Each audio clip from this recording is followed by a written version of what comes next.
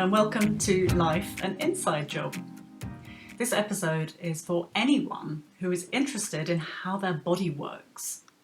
An essential listening for yoga bods, for body workers and movement therapists. In my physiology training back in the day, I had been taught that fascia was kind of like a wrapping that held our organs in place and wrapped the muscles and bones. And over the years, I've worked with it and touched it pretty much all my professional life. But it turns out, I discovered from this conversation that I've been holding a highly mechanical concept of what it is. And in our conversation, Joanne explains how fascia is in fact the fabric of our whole form. It's a sensory organ that holds and expresses our experience of life and our personality. Joanne is a former chocolatier who has become one of the most foremost teachers of structural anatomy. And she teaches that to movement, yoga people and body workers. And she's also a member of the Biotensegrity interest group, which I was very happy. It's very pleasingly shortened to BIG, to big, which is so sweet. Anyway, what they do is they investigate why we move the way we do. And Joanne's book, Yoga, Fascia, Anatomy and Movement, is now in its second edition. So if you're curious about what fascia is, how it works, how we can nourish it to live better, and even how to pronounce biotensegrity and what the hell that is, then stay tuned.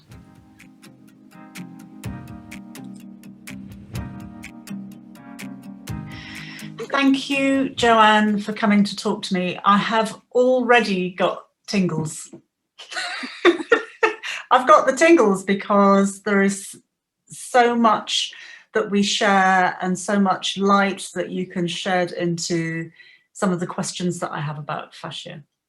But to start with, could you say what it is, please? What is fascia? What is fascia? Wow, what a fabulous question, Kate. Fascia is basically the word given to the connective tissue matrix of us. And traditionally, it was cut away. So in classical anatomy, when that became a thing about 400 years ago, a man called Vesalius was the first to do a human dissection because it was illegal under the church laws and so-called medical laws of the time. And that dissection, normally they did dissection on Barbary apes. And he was really the first person historically, he was a Belgian, but he was in Padua in Italy, to say, actually, we need to understand human bodies if we're going to do surgery and understand medicine for human bodies. They're not the same. He was the first person to challenge that formally. And the fascia was scraped out the way as inert packaging. Now, fascia, the word fascia means band or binding. Mm-hmm. So it was considered to be the scaffolding, the bandaging, the binding stuff that held the skin to the underneath and the underneath to itself. And the bones were separate to the muscles, were separate to the vessels, were separate to the glands and the organs and the parts, basically.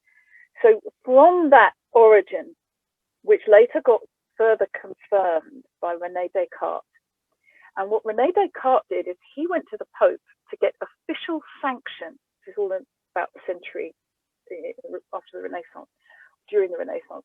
He sought to get sanction from the Pope, special dispensation to make it formally permissible to use human cadaveric specimens for anatomical study for science.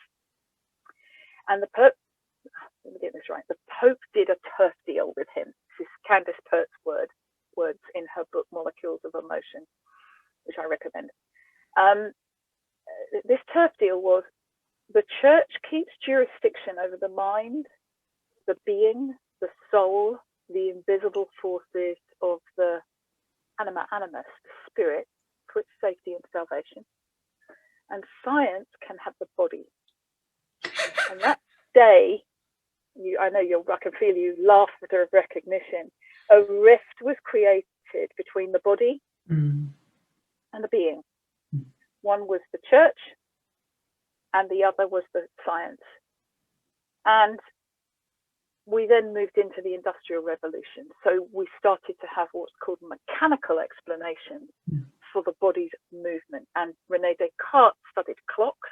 He was an horologist as well as a philosopher. And he proposed that the human body moved like any other automaton via its counterweights and wheels. So from that, we've grown up with, from the last 400 years, this idea that the body is a stacked structure, bone on bone, and that the muscles are attached to those bones to move them as levers at the joint angles. That's the theory. Unfortunately, the definition of a lever is a 2-bar open chain. There are no open chains anywhere in your body because everything's attached to one piece. There are no levers in non-linear biologic forms. Bones don't touch each other, and we're not stacked. Now, I say that, and you look at me and you go, well, obviously, but it's not obvious at all because we spent the last 400 years thinking it's the basis and the foundation of bodywork, body biomechanics, and anatomy. So when the fascia was thrown out, to answer your question, what is it? It was scraped away because they cut the skin open and it's all under the skin. Yeah. And it was scraped away to find these things called the muscles and the bones and the vessels and the organs. Now, one man, a man called John Godman, 200 years ago, set his students, a naturalist and anatomist, set his students to task, not to come into their anatomy thinking there were only parts and systems, but to look at what was there. And what was there, and this is the key answer to your question, was the fascia everywhere. And he said to another anatomist, Geoffroy St. Hilaire, he said, everywhere is fascia, everywhere. It's immediately under the skin. It's wrapping every muscle. It's wrapping every bone. It's wrapping everything, every vessel. It's everywhere. Why is it discarded? Why is it thrown in the cadaveric bin? I'm paraphrasing John Godman, but he wrote a beautiful piece of work. And he said, I know of no greater impediment to the understanding of the fascial matrix than the newness of the idea. That was 200 years ago. 100 years later, Andrew Taylor still picked up on the fascia, the idea that it's far more than a binding, that it's far more than an inert packaging or a scaffolding. He wrote, the waters of a man's soul dwell in the fascia, and I know no greater hunting ground for disease than the fascia. This was Andrew Taylor, still the father of osteopathy 100 years ago. So what's happened in the last couple of decades, the last 20, maybe 30 years, and perhaps longer if you take in the work of Dr. Ida Rolf, for example, is this recognition that the fascia is actually far more than an inert binding. Now, my colleague John Sharkey says that the word fascia means different things to different people. If you're a surgeon, it means something slightly different to if you're a body worker or a civilian layperson that doesn't need to know these terms. And he refers to it as the singularity. Because what we are now considering the answer to the question, what is fascia? And this has huge implications for what I know you really want to talk about, which is that the singularity expresses itself in many, many different ways. So if you put your right hand facing, your left hand facing palm down, and you take your right hand onto the back of your left hand, and you move the skin on the back of your left hand, there's a gliding motion just under your fingertips. Well, that's the superficial fascia, and it's in the living body, it's a bit like egg white. But when you go a little bit deeper and you press into, say, the muscles in your forearm, and you press into those and they're squidgy, that's deep fascia. And then a little bit deeper, it's myofascia. It's got muscle protein in it. And then you get to the bone, one of the bones in your forearm, and that's periosteum, which is another kind of fascial expression. And then if you go deep and you really feel the bone starts off as cartilage in the embryo, which is fascia with hyaline in it, and it hardens as we age through force transmission. So bone is considered by many to be osteofascia. So basically the fascia is everywhere. It's the fabric of our form. It's our basic building material. That's the big long answer to your question. It's everything. And what rang bells for me was the idea that it is also soul. I thought you'd hear that. So the difficult part about this conversation is that people often say to me, do you think there are emotions in the body, or what do you think of this idea? like duh. And I go, well, where else is it going to go? And the problem is between the forces of what we might call the physical that we can see, that we've already got that completely like reduced to just compression forces. We're not compression, we're tension compression. We're both. And both aspects come together to form the pattern of our matrix. And fascia is basically your physical matrix. Where we're going with this is, what does it resonate with? What does it express itself as? Or what expresses it as you are the invisible forces of you, the animus that is you. So you, for example, may be somebody, this isn't you, Kate, but let's say, for example, you're somebody who's very unhappy, who doesn't like life, who goes around scowling a lot, frowns a lot, squints eyes, folds shoulders forward, brings chin down, grits teeth. Those are all going to show up in your physical matrix. Why? Because those actions and attitudes are gestures in the matrix. And the matrix is, John Sharkey's words now, the tissue of temporality. It's the time tissue.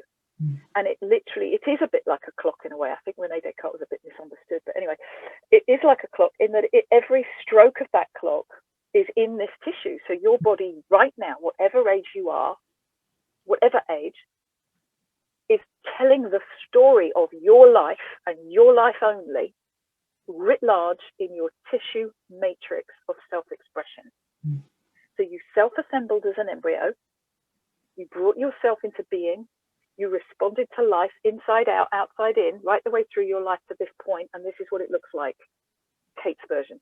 And this is what Joe's version looks like. And anyone who's listening, give yourself your name and say, this is what my version looks like. And the exciting thing, the really exciting thing for me was because back in the last century, when I went to school, I learned about fascia. Well, the model I was given was of Reich and Reich. Oh, right, yes. And Alexander Lowen, right. and it was all about the musculature, a very white male European version of getting either over rigid in the muscles or over collapsed.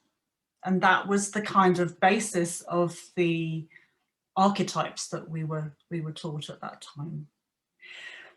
But what we were learning was that the fascia is infinitely adaptable in class, so that it's by touching and moving the fascia, we get to change that structure, that I can't even say the word, repeat the word, temporality.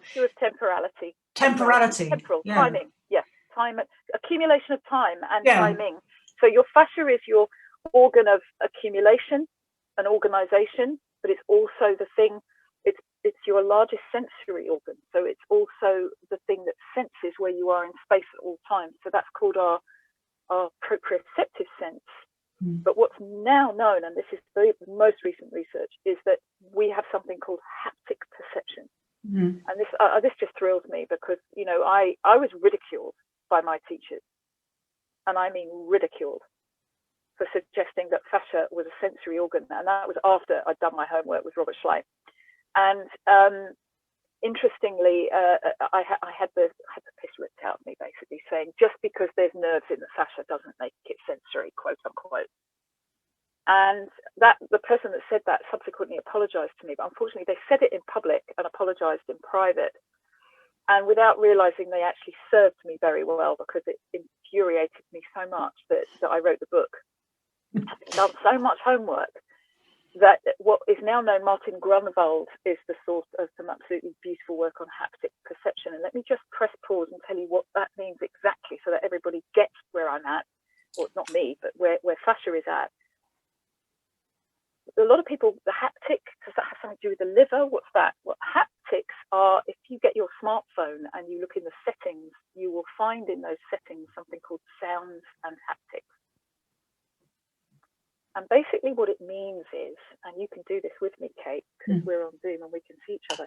If you put your hand out again, your left hand out with your palm facing down, and you press the back of your hand with one finger, and then you press it with two, and then you press it with three, and then you swipe it one way or the other, or you double tap it, those are all the little movements that you put on your iPad screen or your tablet screen or your smartphone screen.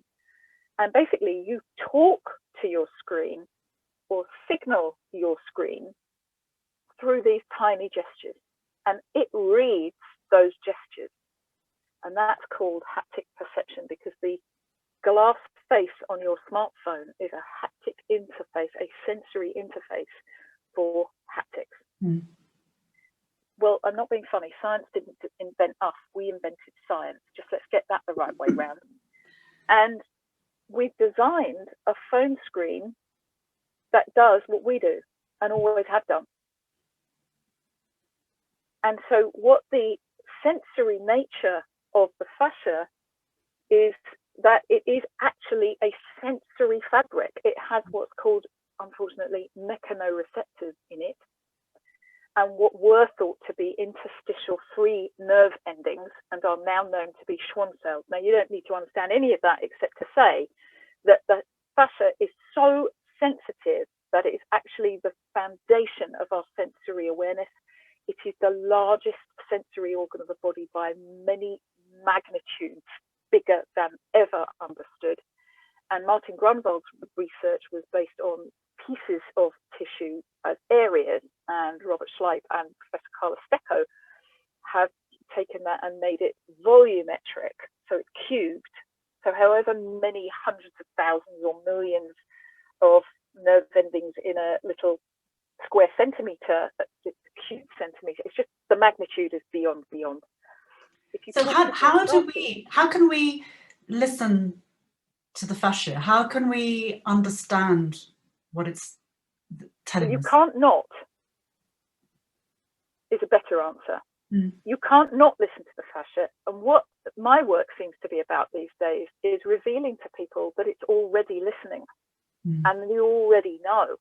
So let me give you a couple of examples, Kate. You already self-assembled as an embryo. You began as a unicellular being the size of a pencil dot, otherwise known as a conceptus or a fertilized egg. And from that dot size unicellular being, you self-assembled you from that. Yes, your mother gave you food and shelter, got that, but you did the rest. So you already know how to become. And this idea that we've got to pay somebody to teach us to become something, it's just like, really? The acorn doesn't have a PhD in oak tree-ness to become an oak tree. It's all in the acorn, all of it. And this is the grace of life itself. We already have that grace, so we already know. If we choose to sit back and recognize, cogs, put the cogs of the clock together and put them back together again. So we've been breaking it down into component parts, but now let's just remember they're all whole. We already know that we're listening. How many times do you say, oh God, that person gave me the creeps? Or, oh, do you know her face lit up when she saw me? I can't believe it. I'm so thrilled. I bumped into my friend the other day and her eyes lit up. And oh, it's just lifted my spirit. That's your fascia listening to you. It's tuned. It's a pre-tensioned, pre-stiffened architecture, meaning you grow at different rates. That's the complicated stuff that we learn anatomically. But because of that, it's like, let's think of a harp. The strings of a harp are tensioned between the compression structure of the frame. The strings of you, your tendons, your ligaments, are tensioned, your skin, your muscles, they're all tensioned by the framework that's on the inside. We call it the skeleton. Let's just say that for ease on a podcast. But why we use the term biotensegrity is because the compression tension system is internal to us. So a spider's web requires an outside frame. We wear our frame on the inside and our skin over the whole lot. But we are tensioned as a tension compression architecture, not just stacked as a compression architecture. So what that means is, and this is the beautiful bit, if you had two harps in a room at either end of the room, and you plucked a particular E string on one of them and they were tuned the same, that E string and that E string only would resonate on the other harp without you touching it. So because we are basically strung instruments, we resonate according to our form, and our form expresses our gestures, and our gestures express our attitude. And our attitude, which in French means pose, yoga, pose, attitude, is our grace expressed in our physical gestures. And mine resonate with yours because we are looking for a common resonance. And we found that within 3 minutes of saying hello to each other. So we're both resonating right now. As you said, I've got goosebumps. That's a resonance. It's a resonant response. Immediately, you, me, and back again in that accord. And you think about it, the words we use, the human body. And so just to be really specific and really grounded, and that is fascia. Those goosebumps. They're all fascia. Are fascia. It's all fascia. Basically, your fascia is the skin ligaments holding your skin to what's underneath, which is the superficial fascia. Underneath that is the deep fascia. Underneath that is the myofascia. Underneath that is the osteofascia. Attaching that to each other is the tendon, which is fascia. Bone to bone, keeping them apart, is ligament, which is fascia. And then we have the organs, and we now know that they are all wrapped in the interstitium, which we now know is fascia. So basically, your fascia is the building material of your soft tissue architecture. And how does the fascia hold energy in your vision? Same way as the strings of an instrument hold energy in everyone's vision. If you pluck one of those strings, they make a sound. If you pluck the strings of your vocal cords, they make a sound. You're a resonance field. And your fascia is resonating at the physical level, at the emotional level, at the mental level, at the, let's say, etheric or subconscious level, and at the level of soul and spirit. And you tune into those frequencies like you tune a radio. So when we get a radio in the room and you put it in front of you and you say, I want to hear classical music, you don't unscrew the radio and take all the wires out until you find the classical music, right? You get the dial and you dial in the radio frequency of classical music, and it comes through the radio. And how can we find, because life often intervenes to keep us less than vibrant. Hello, tell me about it. I found occasionally. Are you on lockdown? So how do we keep our fascia able to resonate effectively so that we can feel where it's at? How do we stay hydrated? Great question. Well, let's start fundamentally. Let's talk about fundamentals like water, breath, light, and sound. Let's start there. So you said hydration. Drink enough water. We're 70, 80% water. It's bound water. Fascia is basically bound water. It's liquid crystal matrix with special things in it that is, how can I say?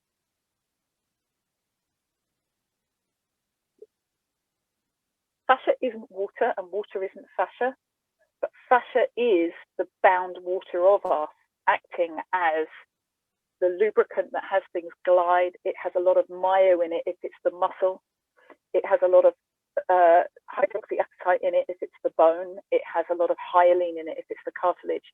So it expresses how it hydrates these particular structures in different ways. to make sense of our mobile form.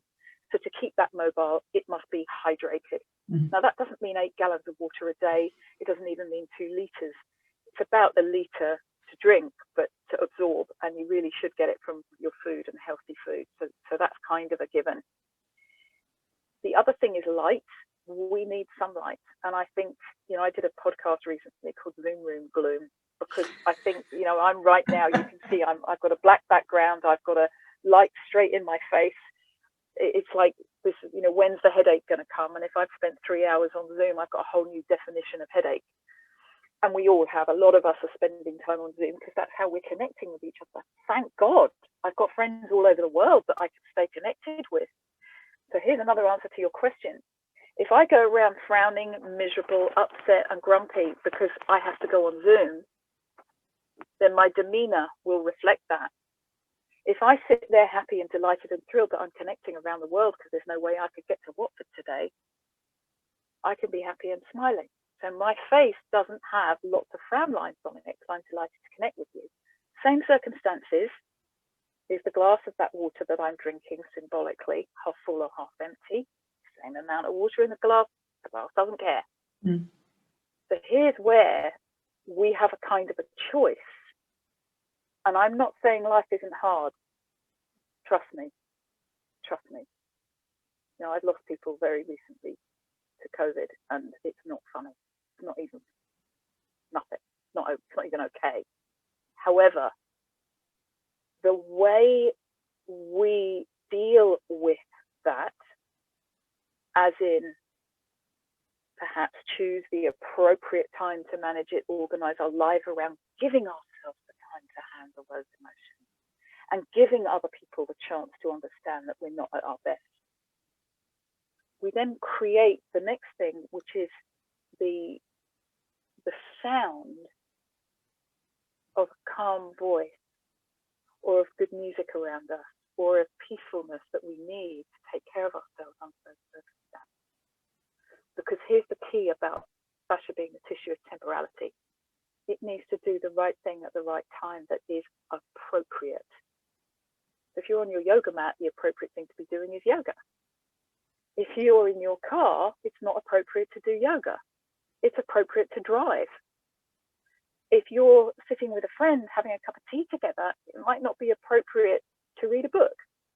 It's appropriate to have a cup of tea. I know I'm stating the obvious. But sometimes I think we drive ourselves to do, be, and become things that we're not able to animate because we think we ought to. And there is a dissonance that we're pushing ourselves beyond what's appropriate, and appropriate and proprioception are the same root. And they mean one's own self. So the fascia invites us to tune in to our already listening self-awareness and say, what's right for me right now? What's congruent? What resonates with me right now? And I don't mean, oh my God, I just sneezed, I need to take a holiday, or my eyelash is broken, I need a week off. I mean appropriate resilience, appropriate restoration, appropriate time. So after a lifetime of being taught to ignore fascia and ignore what we need and to override and to push, how do we tune back in? Because even somebody like, even for myself, I've spent gazillions of pounds and years training and working and all this kind of stuff, and I still to some extent struggle with following what I need. There's this obligation to do this, that, and the other to fulfill other people's needs usually, or some other idea of what I ought to be doing with myself is still very strong. So it's not an easy thing to listen and then respond. So how can the fascia, either by touch or movement, how can we come back into a more of a listening mode? Brilliant. My answer to that is a phrase I have called press, pause, and prosper. And I'm right with you, Kate. I mean, I was 60 last year, and I look at my life. My father passed away in 2019. And when I was looking back through my phone at my photographs, I thought my phone had made a mistake with the listing of the dates for the images. I mean, that's how unconscious I was. I was in 7 different countries in the 6 weeks around his passing, and I couldn't work out.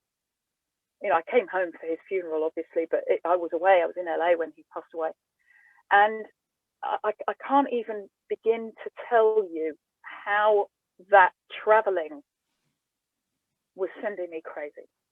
I didn't know. I was just doing it. I've got to be there. I've got to be there. I've got to do this. I've got to do that. I've got to do the other. And what happened when lockdown hit was I was, in inverted commas, obliged to stop. And I ironically remembered my own words, press pause and prosper. And I sat there, and what I was confronted with was the need to give myself permission to grieve. I hadn't given myself that permission.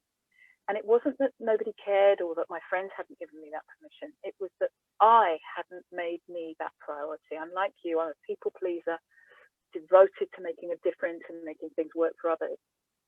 But I was going beyond my own remit and saying, I've got to, otherwise what? Otherwise the world's going to fall apart. No, it isn't. And I was absolutely obliged to learn something that part of my spiritual practice or training, which is take care of yourself first, then take care of others. Every time I get on a bloody aeroplane, they say, put on your own oxygen mask first and then help the others. And you realize that if you martyr yourself and put your children's masks on first, they're going to witness you dying. Whereas if you reach for yours really rapidly, really efficiently, you can then help everybody around you. And they don't have to help you because you're taking care of yourself. And I thought, oh, maybe that's not selfish. Maybe that's just sensible. I mean, I don't know what you think of this. I'm going to ask a question of you now. Do you think, and this isn't exclusive, I'm not a feminist in that sense, but don't you think women kind of come from, can I please you first, then I'll take care of myself? I think we're trained, for women of our generation, we were trained to do that. I was my family had expectations, and I think it's not just my family, I think across the board in the 60s and 70s, we were trained to be of service to others, and in particular men. Yeah. First. Yeah. Because, and the implication, the unspoken message behind that is you're not important. Well, I know some very, very lovely men who would never have that. So I am not making a statement about the male and the female, but we are emerging from eras of women being the lesser sex, let's put it that way. And I know the whole pendulum swing that we had a matriarchal society, then a patriarchal society, and now we're moving into perhaps something more neutral. But this is why I'm so passionate about the fascia. The fascia is what I call the neutral servant of the body. So we've got a whole raft of education based on muscles and bones as the protagonists. And Robert Schleich called the fascia the Cinderella tissue. And if you think about it, Cinderella was the neutral servant. She ran the house, she looked after everybody, she made sure everything was okay. And let me tell you, there ain't a muscle or a bone in your body that survives without her. Not one. And she's a she for me. Sorry about that too.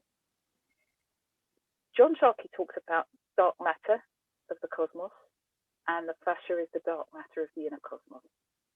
And just to put it into a context, when you think of building materials, let's get fundamental. We have sand. We can mix it in one way and it becomes cement, which dries after a certain period of time, so you can put it between bricks. You mix it with clay and it becomes bricks. You can make a house. You treat it slightly differently, give it a different chemical structure and heat it, it becomes glass. You can have windows in your house, all fundamentally made of sand. Same but different. Fascia is fundamentally the neutral servant of our form, and the soup with which we self-assemble, animates into that form, genetics and kinetics. And we self-assemble into us. And that's miraculous. animated by the spirit of whoever you are. I'm not being spiritual now, although I have a very strong spiritual practice.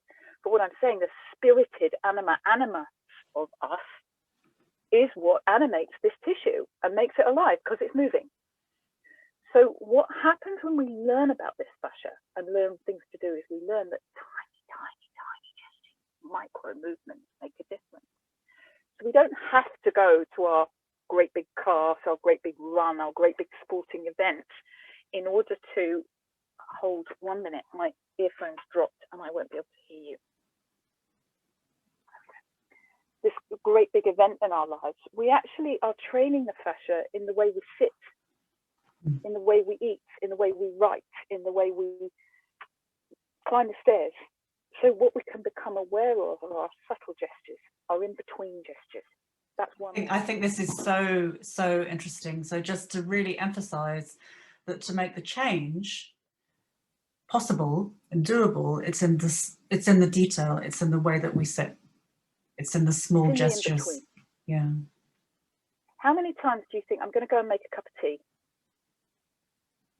Yeah, I'm going to go and make a cup of tea. I'm just going to make a cup of tea. And you think, where's the tea bag? Where's the cup? Where's the kettle? Put it on. Imagine just for a moment that the making of that cup of tea was a ceremony, like a Japanese tea ceremony. And you carved out the space with the same quality of importance and attention as you would look after a very special guest. You would perhaps choose the right cup. You'd take a little bit more time to make sure it was the best tea, the one that you really love.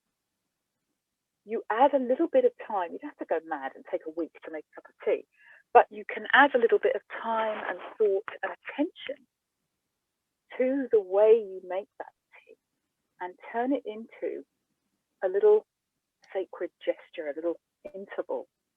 Oh, excuse me, I've got a hiccup, drinking bubbly water. And then there's a grace to it. And it's a kind, some people call it mindfulness. I sometimes struggle with that term, Kate, because in yoga we're talking about mind chat and chitta vritti and getting rid of that. So mindfulness is, I want to be mindless about, I don't want to be thinking about it, but just giving yourself attention for the way you make a cup of tea or the way you serve your meal, or sitting down to your computer to do some emails. Do you just sit there feeling the victim of the emails you've got to answer, or do you say to yourself, okay, I'm going to give myself 55 minutes to do these emails, and at 55 minutes I'm going to get up and have a little walk for 5 minutes, and I'm just going to have a yawning stretch session like any self-respecting cat or dog would when they've been sat in a chair, or I'm going to get myself a glass of water and just go and sit in the sunlight for a minute. For 5 minutes, just 5 minutes. So what you can start to do is, in a micro way, is claw back 5 minutes on the hour as a gift to yourself. And I know some of us are super busy and we're handling 2 kids and a business and life and a this and a that. I get it. And I know people literally that go to the bathroom to give themselves that 5 minutes. But there's something about playing a pause for your personal prosperity. Just the breath. And that becomes a very fat 5 minutes.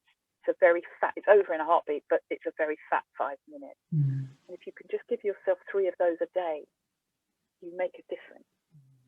You know, like this is like, you know, the diet that says you've got to change everything, empty all your cupboards, start all over again, rigorously control what you do and report to somebody every day, versus thinking about what you're eating when you put it in your mouth and realizing and listening that you've had enough, or that you don't like that. I think very often we prefer to outsource solutions to some fancy authority rather than doing what is in front of our face, but is potentially more difficult for us to achieve, to actually give ourselves a moment. We love being part of communities. I do too, you know, and you join a community that help you do things, but there's something between giving over the authority outside of yourself and completely going introvert and thinking, oh my God, it's all my fault. I've done it all wrong. I can't cope, and not asking for help. What we're looking for is this in-between place where we can have some help, but help that honors or supports us, have support that honors our ability to make a difference, and small differences, and just take care of yourself first, so no one else has. That was the key for me, was giving myself permission to just tell everybody that I get up at 7 and actually get up at 6 and give myself that hour. And even if I'm just sitting there staring at the wall or meditating or drinking a cup of tea or listening to the birds, that's my time. Beautiful. And my fascia seems to like it. Yeah. So how do you know that? How do you know that your fascia likes it? That's a brilliant question, Kate. Should have seen that coming. How do I know my fascia likes it? Well, here's what I do. I track it. I keep a diary, and I give myself, this sounds very formal and intellectual, but it's not. It's part of my training, is that you just keep a diary, and I have an idea, like the hypothesis. You know, what if I get up 1 hour earlier and give myself an hour every day? I'll try that for a week, see if it works. It drives me mad and it doesn't work. I stop doing it. If I discover that it's absolutely amazing and my whole day is different because I've given myself an hour, whatever that, what I'm saying is, try this hypothesis. I'm going to give myself a gift of this pause, and you make up your own pause, whatever your pause is. Might be 3 minutes, might be 30 minutes, whatever it is for you. And you just give yourself a period of time, like a day or a week, or a day's not really long enough, but a week or a month. If I just do that for myself, it's a minute, microscopic change. What if I do then and I put it in my diary. I keep a diary. I'm just somebody nutcase that keeps a diary. I love it. And I just scribble like 3 words in it. I just give myself all I've got to do is remember to write my journal. And I write those 3 words or 5 words or 10 words or whatever it is before I go to bed. And it's my little ritual.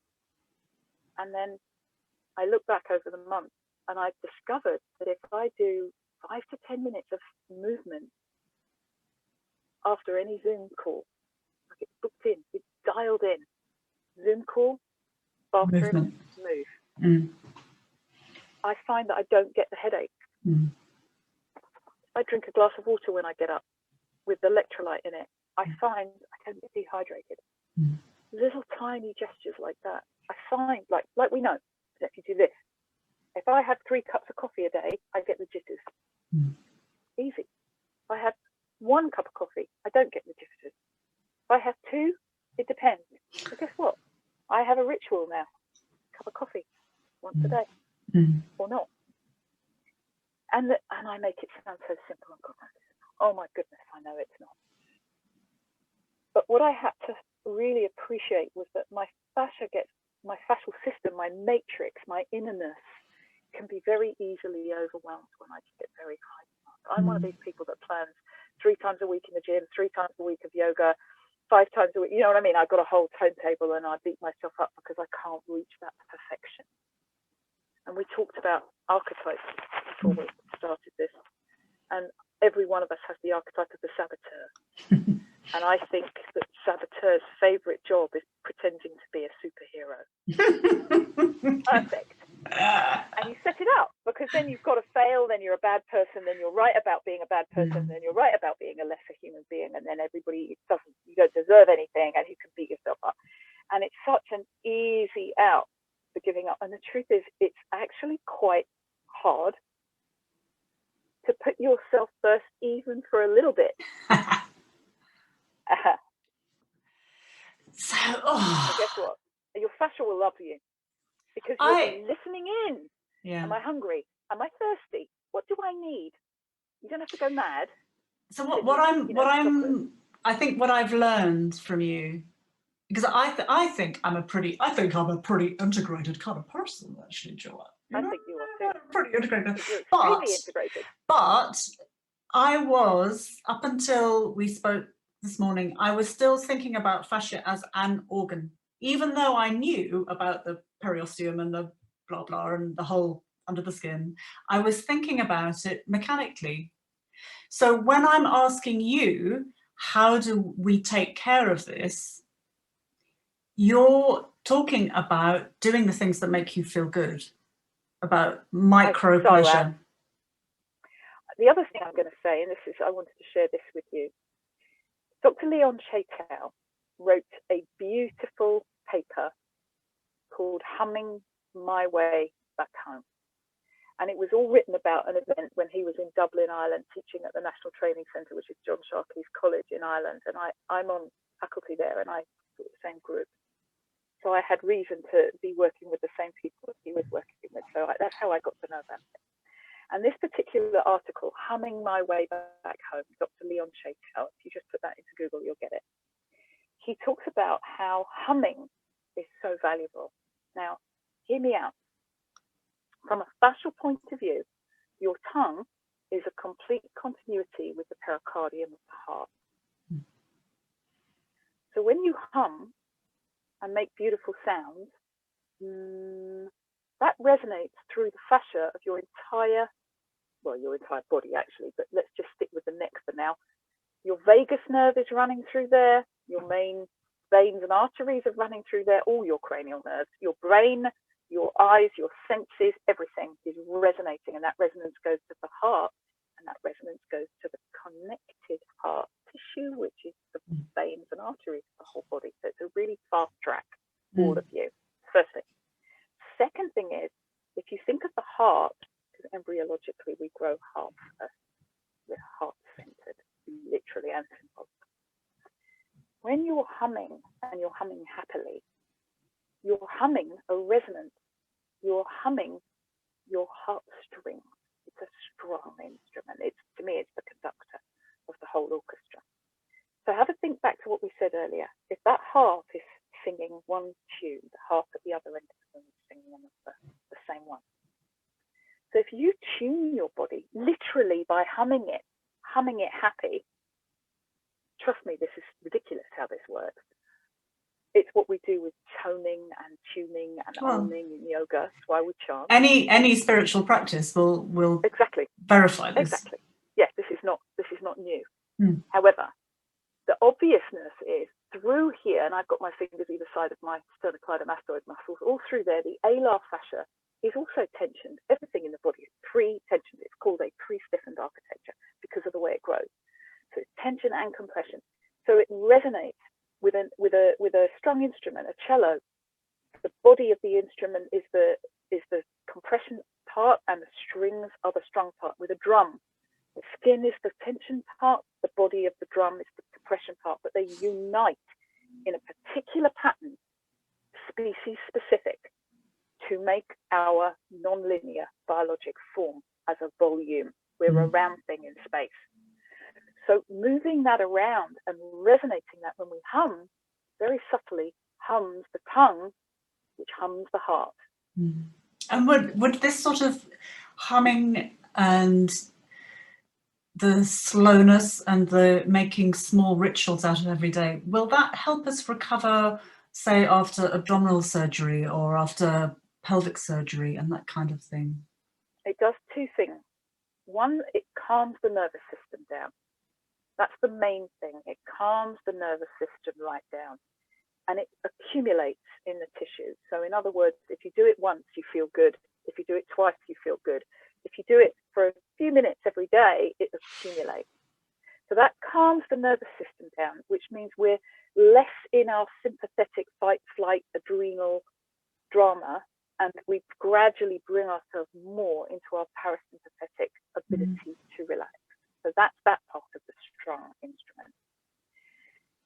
If you've got scar tissue, which is in your fascia, because the whole fascia is connected, there's one fascia in the human body, not 100 fascias, there's one. You're made out of one piece.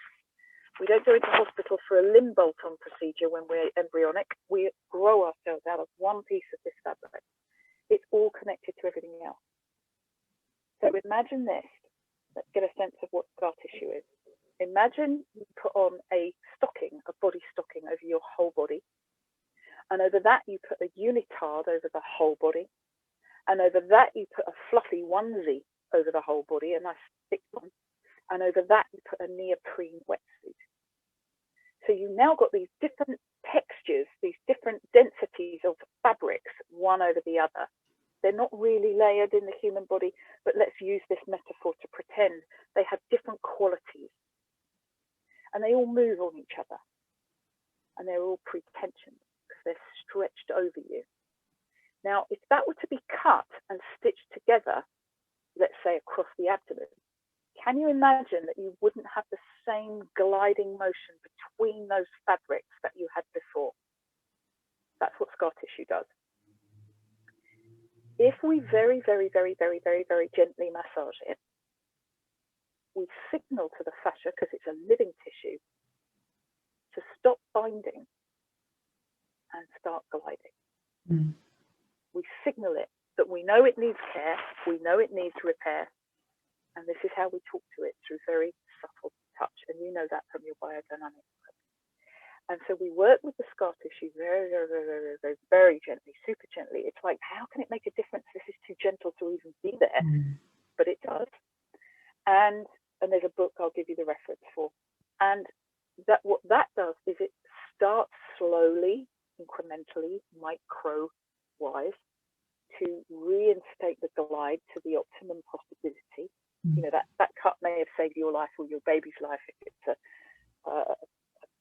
something to do with childbirth, and you needed to have it. But what can happen is the way it's all stitched back together again can inhibit movement in the shoulder or the knee or the foot. And it's not related directly to that surgery, but that surgery might be the cause. And there's a lot of research now into how we can help the scar tissue. And this comes back to taking care of ourselves again. You always clean your teeth, probably always have a shower or a bath, some form of self-cleansing practice.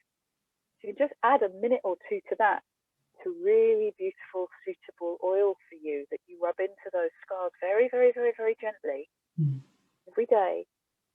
They start to change. They start to repair themselves to the extent that they can, and magic happens. And the book that I'm going to give you the reference for is by a very dear friend and colleague of mine, Jan Trawarsa, and Sharon Wheeler. It's called Scars, or Scar Tissue and Biotensegrity. And John Sharkey and Graham Scar and Leonid Blyum and me, and obviously Jan and Sharon and Wilbur Kelsick, and there's a couple of other authors. I can't think of them all this minute, but it's a beautiful, practical book. It's for practitioners, but there's some absolutely gorgeous, rich stuff in there as to the newest research on fascia and scar tissue. And Jan Trawarsa is director of the British Fascia Symposium, so she has access to all the research in the world. Joanne, our time is up. Oh my goodness. I know, and I made the mistake of asking people what I should ask you, and they're going to have to go and read the book because we've run out of time. Sorry, guys. So thank you so much. You're so welcome. And the new edition is out on the 27th of April. So right, yes. Your book, can you really give us the title and where to get it from, please? It's Yoga, Fascia, Anatomy and Movement. It does have the word yoga in it. It is oriented around yoga, but that gives me an excuse to talk about spirit without sounding like a nutcase. And but it's not really a yoga book, but it's threaded through yoga as the movement expression. And it's available through Handspring Publishing. And if you go to my website, joanneavison.com, you get 10% discount off the new edition. If you order it, you go straight to the Handspring website, but it gives you access to my author's discount. That's awesome. Thank you so much. Thank you so much.